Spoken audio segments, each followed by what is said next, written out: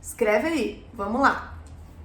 A forma como você vai lidar com os funcionários é o que irá determinar os seus 5K na consultoria de alimentos. Então, a forma como você vai lidar com os funcionários é o que irá determinar o seu 5K na consultoria de alimentos. E esse é só um dos 5 principais desafios que você terá que enfrentar na consultoria de alimentos.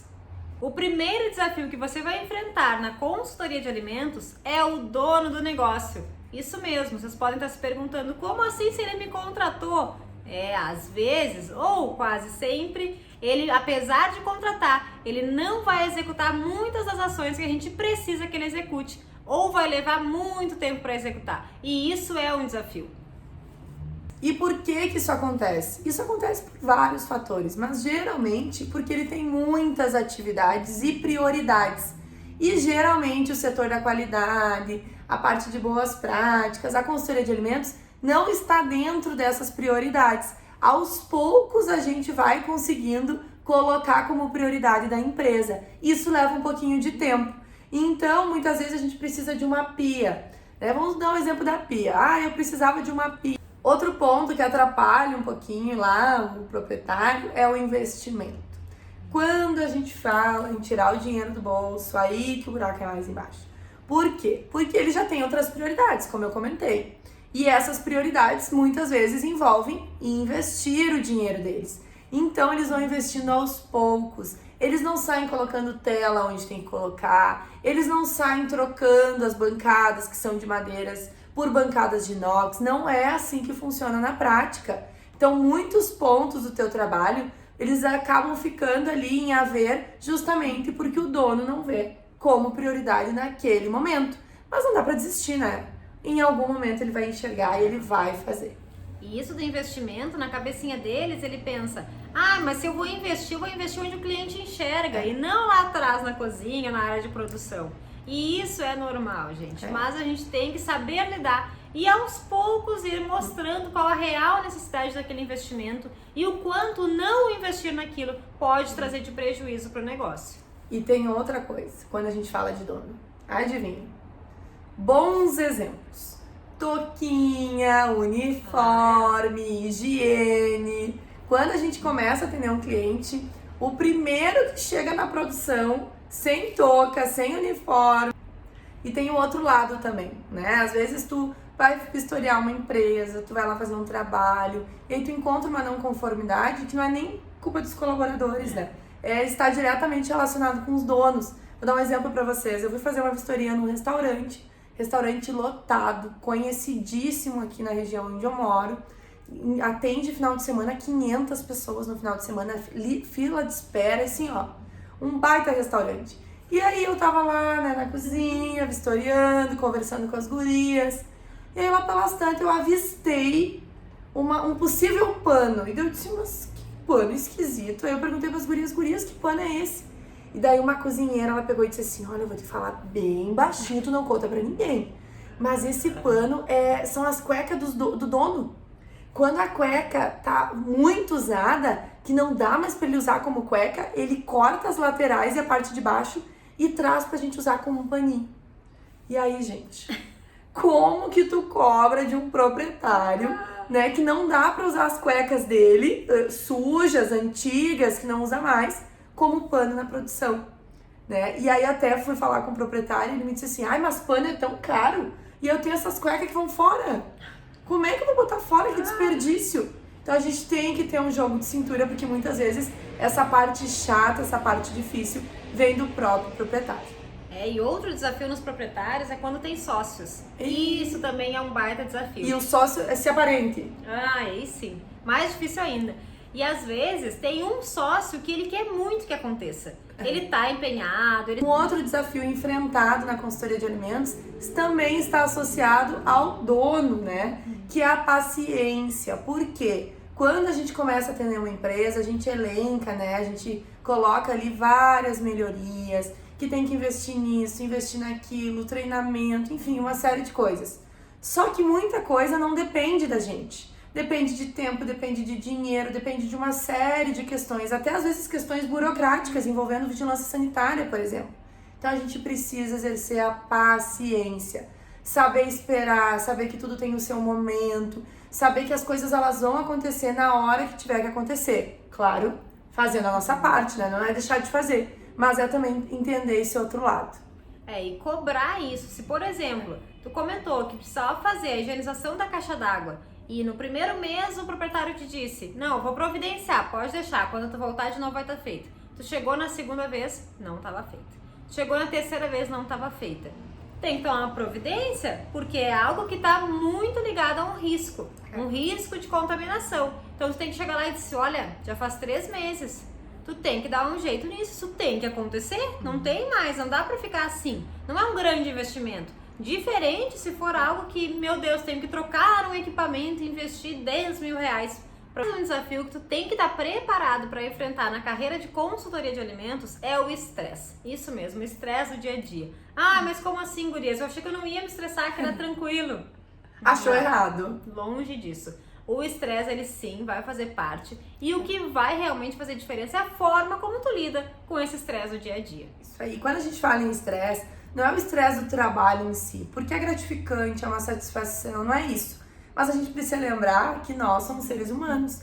Existe a família, existe o namorado, os amigos, problemas de... Em casa exausta, com a cabeça cheia, com dor de cabeça, muito cansada, porque não porque era ruim fazer aquilo, mas porque todo aquele movimento, aquela correria de lá, aquelas pessoas que não estavam cumprindo o que tinha que fazer, aquele desafio de estar lá. E um outro ponto é quando o colaborador, né, o funcionário, ele te responde de uma forma mais grosseira, ele chega a te ofender de uma forma que tu não se sente muito bem. E a gente não pode simplesmente se estressar com ele, a gente não pode falar o que a gente quer, a gente tem que respirar fundo e entender que ele também pode não estar num dia bom, que ele tá com os problemas dele, né? Que ele tem os momentos dele assim como a gente tem e a gente tem que relevar. Isso não quer dizer que a gente vai aceitar grosserias, a gente vai aceitar ser esculachado, nada disso. Tudo com muito respeito, mas tem às vezes aquele momento que o funcionário diz assim, eu não tô nem aí pra isso. Isso aí que tu tá falando é bobagem. E aí a gente nota que, tipo, ele não tá legal, em outro momento a gente conversa e tá tudo certo, isso é normal. Agora a gente não pode gerar aquele momento estressante, senão torna a energia do lugar estressante e isso pode prejudicar o teu trabalho no futuro. E vai ter momentos que vocês vão querer mandar aquela pessoinha pra lá. A gente manda, mas no pensamento. No pensamento. E inúmeros casos, né, de pessoas que não faziam o que tinha que ser feito e por vezes e vezes repetindo erros, que a gente ficava extremamente estressada e com vontade de dizer, então tá, se tu não quer fazer nada, vai lá pra aquele lugar. Mas não dá, gente. Infelizmente não dá. Faz isso só no pensamento, respira, porque isso é normal da consultoria de alimentos. Vai acontecer. Seguir com o próximo desafio. Fica aí até o final desse vídeo porque a gente preparou um 6º desafio para vocês. Isso mesmo, tem mais um que a gente vai contar, mas só para quem ficar até o final. Então, seguindo os desafios, o próximo é dar... No início, o dar conta de tudo é ainda mais pesado, porque nós não estamos acostumados a lidar com tantos clientes, com projetos, e aí ao mesmo tempo conciliar com o namorado, com a namorada, com a família, com os amigos. Então, é muito importante que nesse início a gente tenha uma organização ainda maior, uma gestão do tempo ainda maior, porque vai chegar um momento que a gente vai se embananar, que a gente combinou de entregar uma demanda para sexta e já tá na quinta-feira, não consegui chegar nessa demanda. Então é muito importante a gente tentar se organizar cada vez mais e se conhecer, né? Porque, por exemplo, eu, Latoya, eu sei quantos clientes eu consigo atender e qual é o meu limite de demandas para que eu consiga atender da melhor forma possível. E aí eu fico a pergunta, vocês sabem qual é esse limite, né? E também no início, né, quando a gente ainda não atingiu esse limite, tem que saber gerenciar o momento de prospectar e o momento de atender os clientes que já se tem, porque também não dá para só focar em atender os clientes e não prospectar novos, porque é um ciclo que nunca vai parar de acontecer. Consegui um cliente, trabalho com ele, mas ao mesmo tempo eu prospecto novos clientes. E é possível, gurias, porque a gente tenta se organizar e aí eu não consigo dar conta do cliente, não consigo prospectar. É possível. Com certeza. Nós conseguimos, nós prospectávamos, nós fazia parte do marketing, nós prospectávamos, nós fazíamos marketing de novo e prospectava e atendia cliente, tudo era assim, ainda é. Claro que hoje a nossa empresa ela já chegou num nível onde a gente tem pessoas que nos ajudam, estagiários, colaboradores, a gente tem uma equipe. Mas quando a gente iniciou, nós fazíamos tudo. E a gente precisou dar conta de tudo para chegar onde a gente chegou. Então, se a gente conseguiu, vocês também têm total capacidade de conseguir dar conta de tudo, sim. E lembrando, né, a vida pessoal também tem que existir. Em muitos momentos, no nosso início, nós deixamos a vida pessoal de lado. Porque não sabíamos organizar o nosso tempo. Deixávamos de estar com a família, de ir em algum aniversário, comemoração, porque tinha muito... Bom, um outro desafio que a gente precisa enfrentar na consultoria de alimentos é o saber lidar com o colaborador. E quando a gente fala em saber lidar com o colaborador, não é simplesmente ter aquela paciência que nós já comentamos, ou daqui um pouco, né, entender que ele tem um momento dele. Não está só aí. Mas a gente se colocar no lugar, naquela posição de consultor de alimentos, onde eu estou fiscalizando, onde o meu papel é apontar. Lembrar que para fazer essa cobrança, eles precisam ver vocês como um profissional, porque senão eles não vão respeitar. Eles não vão levar adiante aquela cobrança, ou às vezes vão na tua frente, mas nas tuas costas vão falar mal, não vão fazer. E tem um outro ponto. Quando a gente deixa passar alguma coisinha, essa coisinha vai ser uma coisa muito grande no futuro. Porque ele vai pensar assim, mas eu fiz isso errado, ela deixou passar. Então quer dizer que ela não tá tão atenta assim. Então quer dizer que ele não tá me observando tanto quanto ele diz que tá. Então não deixe passar. Se esse colaborador errou, se esse colaborador precisa melhorar, tem algum ponto que precisa ajustar, fale naquele momento, não tenha medo. Mostre pra ele que vocês sim têm uma conexão boa, vocês se respeitam, mas que vocês estão ali, um para executar as atividades da produção e o outro para fiscalizar, orientar e cobrar. Porque depois pode ser que ele até atire na tua cara um dia. Mas aquele dia eu tava fazendo isso e tu não falou nada, agora tu vem aqui bancar. E muito cuidado quando vocês forem cobrar um colaborador, quando vocês forem exigir algo deles, daqui um pouco ele não tá num bom momento, ele tá com uma dificuldade. A gente falou anteriormente sobre isso, vou contar uma história para vocês. Eu cheguei num cliente, produto sem identificação, produto aberto, coisa caída dentro da geladeira, enfim, tava um caos ali. E aí eu fui cobrar de uma funcionária, eu disse, fulano, o que é essa geladeira, desse meu jeito, né? O que é essa geladeira? Passou de tsunami aqui dentro, o que aconteceu? E ela começou a chorar. Eu disse, gente do céu, e agora? Né? Que nunca tinha acontecido uma situação daquelas. Ela começou a chorar, se trancou no banheiro. Eu fui até lá no banheiro, eu disse, fulano, o que aconteceu? Tá tudo bem? Fui tentar conversar com ela e entender o que tinha acontecido. Aí ela abriu a porta do banheiro, ela disse assim, olha, tu me desculpa, mas hoje não é o dia, não tô nos meus dias. Aconteceu uma determinada situação, a minha netinha foi estuprada na escolinha, a gente tá com um problema, eu só vim trabalhar porque realmente eu precisava vir, senão eu não teria nem vindo. E para quem ficou até o final desse vídeo, a gente tem o 6º desafio, que com certeza todo mundo que vai ingressar na carreira de consultoria de alimentos vai enfrentar, que é a precificação. Isso mesmo, na hora de cobrar pelo serviço, muita gente empaca e às vezes deixa até de mandar uma proposta porque não sabe quanto cobrar.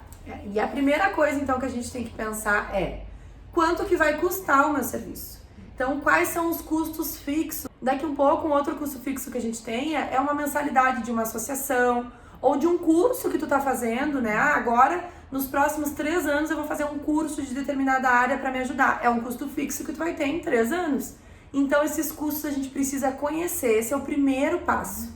E também tem os outros custos, né, que eles vão incidir de forma variável. Por exemplo, a gasolina para ir até o cliente, se ele for um cliente mais distante, o imposto que tu vai pagar em uma nota fiscal emitida para o cliente, isso tudo tem que ser contabilizado. Ou então um material de escritório que tu vai usar especificamente para aquele cliente. Tu vai mandar fazer um adesivo, ou então tu vai precisar lá de folhas, de imprimir folhas para conseguir fazer o treinamento, entregar o material para a equipe. Isso tem que ser contabilizado, além das horas de execução do serviço, que é o principal na precificação e o que muita gente acha que é só isso, né? É só isso, e não é. Então, a precificação é uma soma dos teus custos fixos com aqueles custos variáveis que acontecem de vez em quando, mais a tua hora técnica. Quanto que custa a tua hora técnica?